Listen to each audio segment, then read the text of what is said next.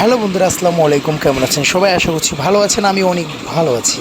তো বন্ধুরা, আজকে কিন্তু একটি অন্য ধরনের ভিডিও দেখাচ্ছি আপনাদেরকে। আর ভিডিওতে দেখতেই পাচ্ছেন যে একটি ছাদের ভিডিও দেখাবো, কিভাবে ছাদ ঢালাই দেয়া হয়। তো বন্ধুরা, আপনারা দেখতে পাচ্ছেন এখানে কিন্তু মিক্স করার জন্য কিন্তু মেশিন রেডি আছে। আর আপনাদেরকে তো আমরা দেখিয়েছি, এখানে সিলেকশন বালু আছে, বালু আছে, তারপরে কিন্তু সিমেন্ট আছে। আবার আমরা দেখতে পাচ্ছি দুজন মহিলা কিন্তু খোয়া নিয়ে যাচ্ছে। তো সিলেকশন বালু তারপর হচ্ছে আপনার খোয়া, তারপরে সিমেন্ট, এগুলো দ্বারাই কিন্তু তৈরি হবে মিক্সার। সেই মিক্সারগুলো কিন্তু ছাদে পাঠানো হচ্ছে ছাদে দেওয়ার জন্য। তো এখানে দেখতেই পাচ্ছেন সবাই কিন্তু তাদের প্রতিটা জিনিস কিন্তু হিসেব অনুযায়ী কিন্তু এই মিক্সার মেশিনে কিন্তু দিচ্ছে। আবার এখানে এই যে ভদ্রলোকটি, যিনি কিনা এই মেশিনটি তদারকি করছেন, তিনি কিন্তু প্রতিবার একটি মিক্সার মিক্স করছেন আর একটা করে সিমেন্টের বস্তা দিয়ে দিচ্ছেন। তো আসলে কাজগুলো দেখলে মনে হয় অনেকটা সহজ। বন্ধুরা, আসলে এই কাজগুলো একদমই সহজ নয়। এই কাজগুলো যারা জানেন, যারা বোঝেন, একমাত্র তারাই কিন্তু সহজভাবে করতে পারবেন। আর আমরা যারা এই কাজগুলো জানি না, বুঝি না, আমাদের জন্য অনেক কঠিন হবে এই কাজগুলো করা। তো আমি কিন্তু অলরেডি ছাদে চলে এসেছি।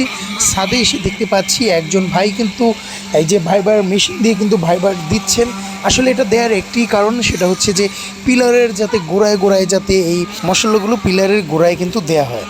তো বন্ধুরা, আমরা দেখতে পাচ্ছি এই যে মশলাগুলো কিন্তু সিঁড়ি বেয়ে কিন্তু উপরে নিয়ে আসা হচ্ছে। আর এই মশলাগুলোই কিন্তু ছাদের উপরে ফেলা হবে। এবং আপনারা তো সবাই জানেন যে আসলে পুরো ছাদটাকেই কিন্তু সেই মশলা দ্বারা আবৃত করে ফেলা হবে। তো যাই হোক, আমি দেখছিলাম, আপনাদেরকে বলছিলাম যে এই মেশিনটা দিয়ে কিন্তু ভাইব্রেট করা হচ্ছে পিলারের প্রতিটা গোড়ায় যাতে আপনার মশলাগুলো ঢুকে যায়। এই জন্য এই ভাইটিকে দেখেন যে কতটা পরিশ্রম করছে, যে একদম তার শরীর ভিজে গিয়েছে। আমি কিন্তু আজকে কিন্তু আকাশটা অনেক মেঘলা, তারপরও কিন্তু তেমন একটা গরম নেই। কিন্তু তাদের পরিশ্রমের কারণে তাদের যে পোশাক, সেটা কিন্তু একদমই ভিজে গিয়েছে। আসলে কতটা পরিশ্রম তারা করছে সেটা চোখে না দেখলে বিশ্বাস করা যাবে না।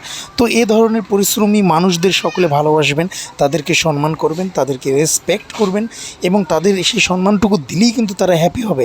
তারা কিন্তু অনেক কিছু চায় না।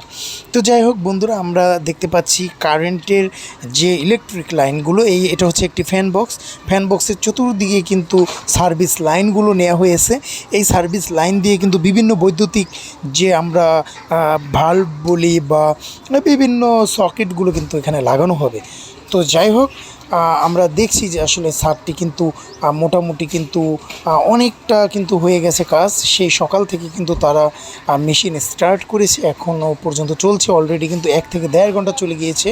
তো আনুমানিক হয়তো বা 3 থেকে 3.5 ঘন্টার মধ্যেই এই ছাদটি কমপ্লিট হয়ে যাবে। হয়তো বা ঘন্টা 2-1 লাগবে, তার ভিতরে কিন্তু ছাদটি কমপ্লিটলি একদম ঢালাই শেষ হয়ে যাবে।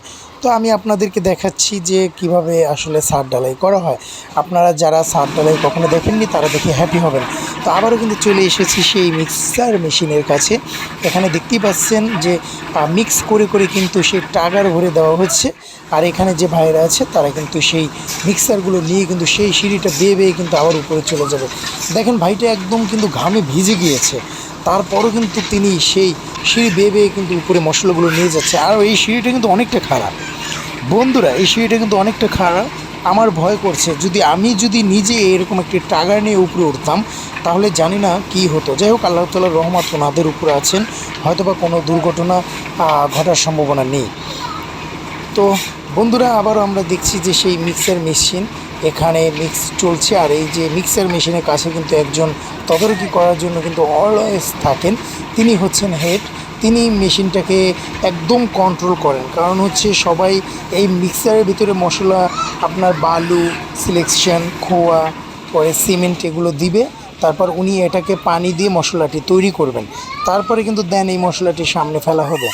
তো বন্ধুরা, আবার কিন্তু ছাদে চলে আসছি। ছাদ কিন্তু অলরেডি 50% কিন্তু কমপ্লিট হয়ে গিয়েছে, আপনারা দেখতেই পাচ্ছেন। আর 50% হলেই কিন্তু পুরো ছাদটি কমপ্লিট হয়ে যাবে। তো বন্ধুরা, বেশিক্ষণ লাগবে না, আর হয়তো বা কিছু সময় লাগবে। তো যাই হোক বন্ধুরা, সবাই ভালো থাকবেন, সুস্থ থাকবেন। আজ এ পর্যন্তই। খোদা হাফেজ সকলকে।